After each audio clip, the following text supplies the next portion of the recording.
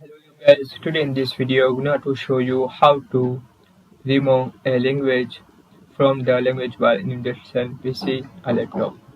So guys, if you want to remove a language from the language bar in Industrial PC, this is language bar, and if you want to remove this language Turkish, it's very easy. First click on start. Now click on settings.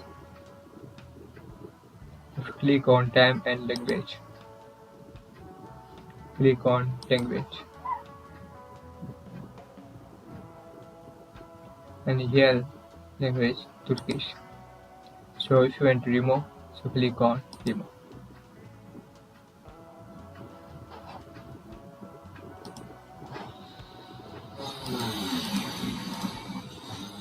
That is, so remove a language Turkish from the language bar. So guys, this is very simple and easy method if you want to remove a language from the language bar in your desktop PC or laptop. Thank you for watching this video. Please subscribe to my channel for latest update.